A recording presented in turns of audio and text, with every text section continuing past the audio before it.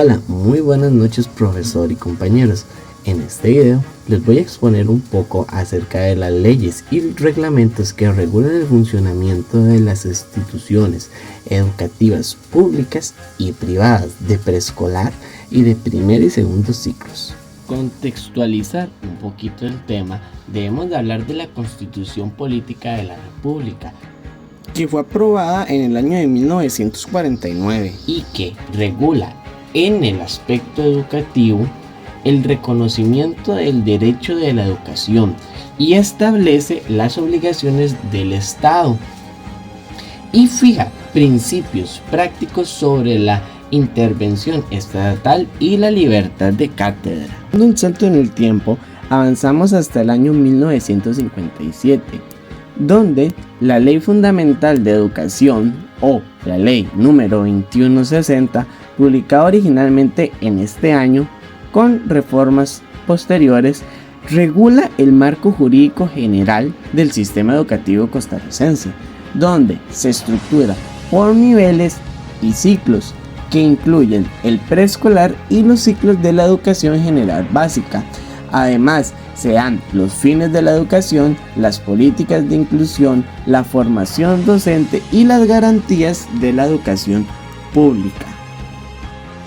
Para hablar de los centros educativos privados, debemos de contextualizarnos al Decreto Ejecutivo número 24.017, MEP 1995, y claro, sus reformas posteriores, ya que en él se indican lo que serían las inspecciones, los requisitos administrativos y técnicos que deben de poseer estos centros privados, además de oficializar, equiparar y certificar los estudios en estos centros privados, además de los requisitos de su personal, sus programas de estudio, la infraestructura y sobre todo la supervisión del MEP.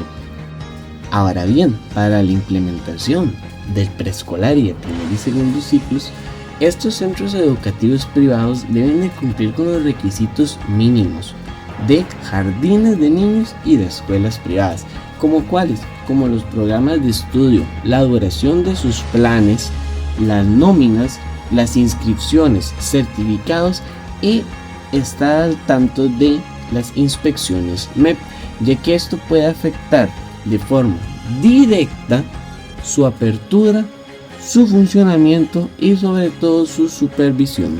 A continuación, para profundizar aún más en el tema, les voy a explicar un poquito sobre los reglamentos sectoriales más relevantes que rigen tanto la educación pública como privada y cómo afecta a los diferentes ciclos que en ella se encuentran.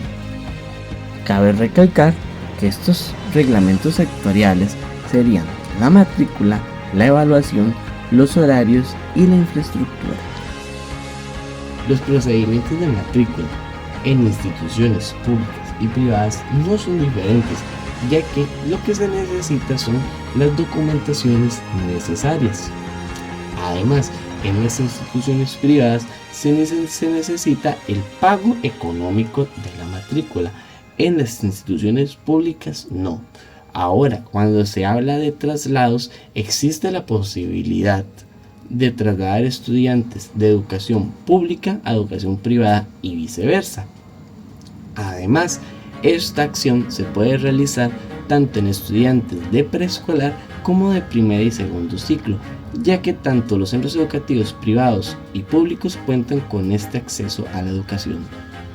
Cuando se habla de evaluación, tanto los centros educativos públicos como los privados se deben de seguir y acatar las normas del MEP, como los programas educativos, la duración del periodo lectivo y los comités de... Cuando hablamos de los horarios, cabe aclarar que cada centro educativo es encargado de realizar sus horarios y los horarios de cada uno de los profesores y de los grupos. En el apartado de la duración se sabe que los estudiantes de preescolar tienen un horario corto y los estudiantes de primer y segundo ciclo se hace una distribución por áreas. Además, estos pueden asistir al centro educativo en las lecciones de la mañana o de la tarde, o bien rotando. Estos lineamientos son establecidos por el MEP desde el año 2016.